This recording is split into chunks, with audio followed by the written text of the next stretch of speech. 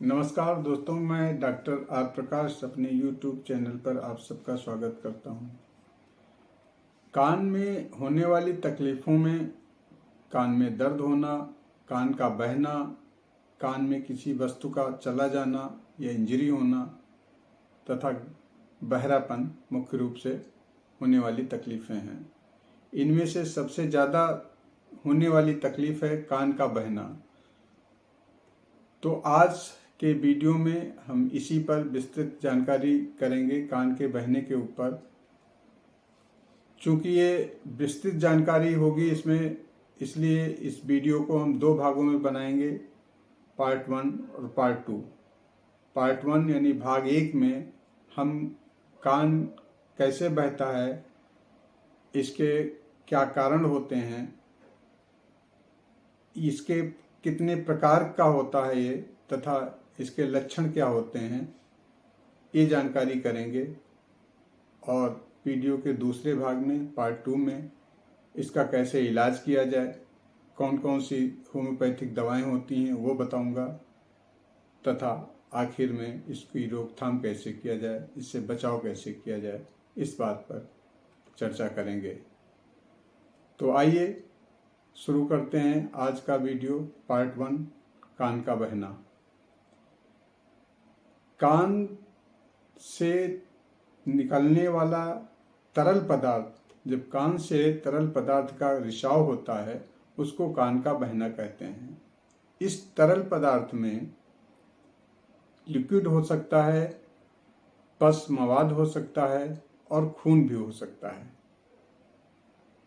इसके मुख्य रूप से कारणों में एक वैक्स होता है, यानी कान का मैल होता है, जिसको कुदरत इसीलिए बनाती है कि हमारे कान के अंदर कोई संक्रमण न जाने पाए। लेकिन कभी कभी ये वैक्स ज़्यादा बनने लगता है तो कान में बहाव का कारण बनता है।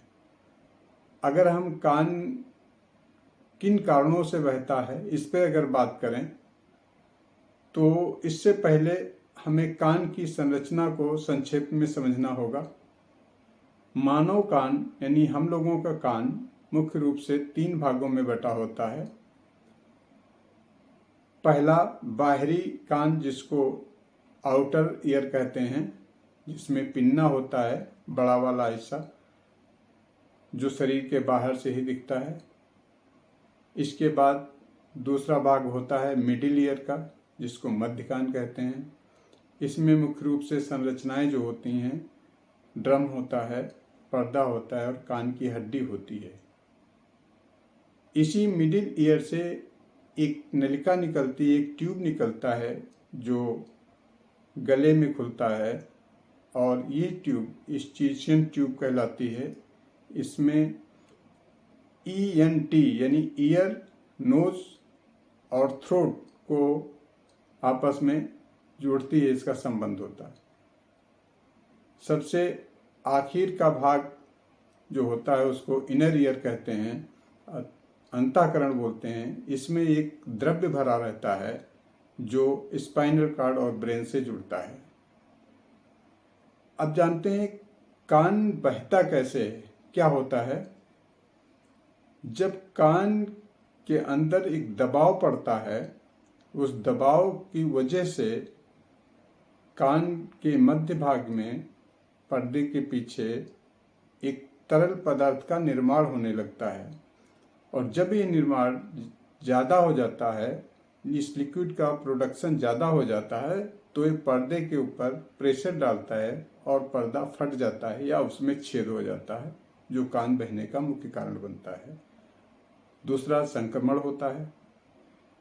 तो ये होता किस तरह से है, 2 तरह से इसका इन्फेक्शन होता है। एक तो इफ्यूजन हो जाना, मिडिल ईयर में इफ्यूजन मतलब किसी लिक्विड का कलेक्शन इफ्यूजन कहलाता है। जैसे पानी है या छोटे बच्चों में दूध पीते हैं तो आ जाता है कान में थोड़ा सा।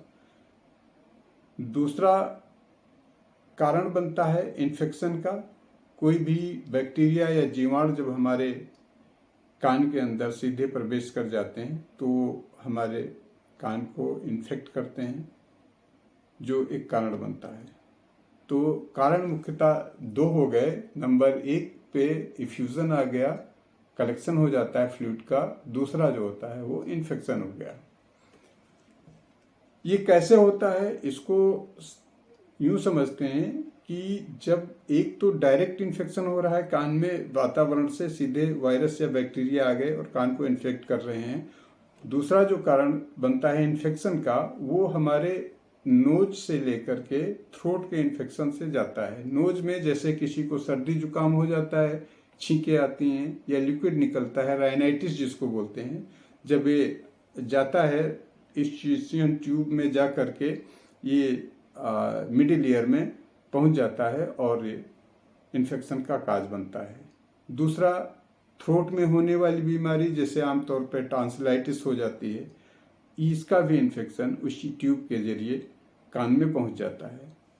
तो इस प्रकार से ये कान इन्फेक्ट होता है और कान में जाने के बाद में ये वैक्स और जो लिक्विड इकट्ठा हुआ है कान के अंदर, वो उसका रिसाव होने लगता है, जिसको कहते हैं कि कान बहने लगा। इसके अलावा कुछ परिस्थितियां भी होती हैं जो कान के बहने का कारण बनती हैं, जैसे कान में चोट लग जाना या सर में चोट लग जाना, तथा कान के पास बहुत तेज से आवाज़ आ जाना, जैसे बच्चों के पास जा करके कोई तेजी से आवाज़ में बोल देता है, या पटाखे छूटते हैं जिसमें ख़ास तौर से कुछ त्योहारों में, दीपावली में। तो इस तरह से ये कुछ कारण होते हैं। या पानी में रहने वाले लोग, नमी में रहने वाले लोग, या कान में पानी जाने का मतलब जो तैराकी करते हैं, जो तैराक होते हैं, उनमें आ जाता है। इस तरह से कुछ जो ये कारण होते हैं, परिस्थितियां जो होती हैं, जो कान बहने का कारण बनती हैं। अब अगर हम बात करें कि इसके कितने प्रकार होते हैं, कान कितने प्रकार का होता है बहने का, तो इसमें दो स्टेज होती हैं। एक को हम एक्यूट स्टेज बोलते हैं और दूसरे को क्रॉनिक। एक्यूट का मतलब होता है सडनली, एकदम से, बहुत जल्दी, तेजी से आती हैं। इसकी समस्याएं भी तेज से होती हैं लेकिन जल्दी चली जाती हैं, तो इसको एक्यूट स्टेज कहते हैं। दूसरी स्टेज जो होती है वो क्रॉनिक स्टेज होती है। क्रॉनिक स्टेज का मतलब जब कान का बहना करीब 2 हफ्ते से ज़्यादा हो जाता है, तो उसको क्रॉनिक स्टेज में हम लोग रखते हैं। बच्चों में होने वाली ज़्यादातर जो कान की तकलीफ़ें हैं या कान का बहना है, वो एक्यूट स्टेज का होता है। एक्यूट स्टेज मतलब जल्दी से शुरू होता है, उसमें तेज से कंप्लेंट्स होंगी, बच्चे की चिड़चिड़ापन करेगा और उसके बाद में जल्दी से ठीक भी हो सकती हैं। इसके क्या लक्षण होते हैं बाद में बात करेंगे। तो एक तो इस प्रकार से इसकी स्टेज होती है जिसको हम एक्यूट स्टेज कहते हैं, और एक क्रॉनिक होती है जो ज़्यादा दिन तक बहती है या रिकरेंट हो जाती है, बार बार कान का बहना शुरू हो जाता है। पहले दवा लेने के बाद ठीक हो गया, उसके कुछ दिन के बाद में फिर शुरू हो गया, तो इस तरह से ये क्रॉनिक स्टेज में होती है। अब अगर हम क्रॉनिक स्टेज की बात करें तो इसको फिर से हम 2 भागों में बांटते हैं। इसको 2 भागों में बांटने का मतलब है, पहली स्टेज जो होती है इसको क्रॉनिक सेपरेटिव ओटाइटिस मीडिया कहते हैं। ये क्रॉनिक सेपरेटिव ओटाइटिस मीडिया क्या होती है? मिडिल ईयर का इन्फेक्शन है। जब कोई भी वायरस या बैक्टीरिया इस कान में इन्फेक्शन जाता है तो इससे बहने वाले कान को ओटाइटिस मीडिया कहते हैं। और एक्यूट स्टेज वाली जो होती थी तकलीफ, उसको हम लोग एक्यूट ओटाइटिस मीडिया कहते थे, और क्रॉनिक वाली को हम लोग क्रॉनिक सेपरेटिव ओटाइटिस मीडिया कहते हैं। एक क्रॉनिक सेपरेटिव ओटाइटिस मीडिया 2 भागों में, जैसा कि मैंने बताया, बढ़ता है। एक पहला जो भाग होता है उसको हम लोग सेफ कंडीशन में रखते हैं, यानी कि क्रॉनिक सेपरेटिव ओटाइटिस मीडिया की 2 कंडीशन है, one is safe and another is unsafe. जो सेफ कंडीशन होती है उसमें कान की बोन्स जो होती हैं वो इन्वॉल्व नहीं होती हैं, यानी कान का बहता है तो उसमें दुर्गंध थोड़ा सा कम आती है क्योंकि उसमें हड्डी में अभी इन्फेक्शन नहीं हुआ होता है। दूसरा जो है जो इन्फेक्शन होता है वो unsafe chronic separative otitis media बोलते हैं जिसको, वो होता है। और इसमें इन्फेक्शन कान की बोन तक चला जाता है और इसका डिस्चार्ज जो होता है वो थोड़ा सा ब्लड मिला हुआ आने लगता है और तीक्ष्ण गंध होती है, बैड स्मेल होती है। तो इस प्रकार से ये दो प्रकार के होते हैं, एक्यूट स्टेज और chronic stage. Acute otitis media and chronic separative otitis media. Chronic separative otitis media फिर से दो कंडीशन होती हैं, एक सेफ कंडीशन होती है और दूसरी अनसेफ कंडीशन होती है। तो ये इसके प्रकार थे।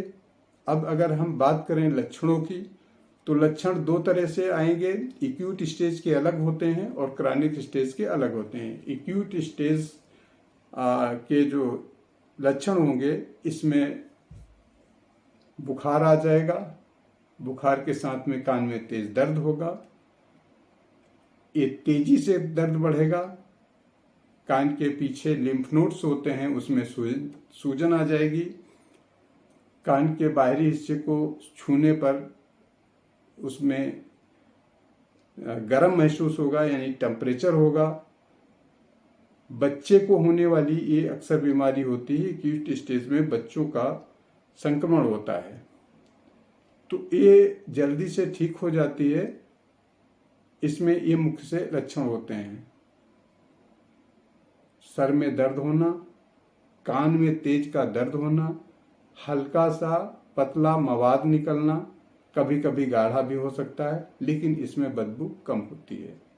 अगर हम क्रॉनिक स्टेज की बात करें तो इसके लक्षणों में तेज सर में दर्द, कान में तेज दर्द होना, बुखार का होना, लेथार्जीनेस रहना, भूख का कम लगना, डलनेस लगना, चक्कर आना। इन लक्षणों के आधार पर हम ये तय करते हैं कि व्यक्ति को कान बहने का कारण क्या है, उसके बाद उसके इलाज की तैयारी करते हैं। तो लक्षणों में जो हमने बताया यही होते हैं। जो मुख्य रूप से लक्षणों में फिर से मैं बता दूं, कान में दर्द होना, बुखार का होना, उल्टी सा आना, जी मतलाना, चक्कर का आना, ये मुख्य लक्षण होते हैं। तो आज के वीडियो में यहीं तक। अगले वीडियो में हम इसके उपचार एवं रोकथाम के विषय में जानेंगे। तो आज के वीडियो को यहीं पर ख़त्म करते हैं। अगर आपने हमारे चैनल को अभी तक सब्सक्राइब नहीं किया है तो उसको कर लें और इसको लाइक करें तथा शेयर करें। तो मिलते हैं दोस्तों नए वीडियो में, जिसमें हम इसके उपचार और रोकथाम के विषय में बात करेंगे। तब तक के लिए आप सभी लोग प्रसन्न रहें, स्वस्थ रहें। नमस्कार।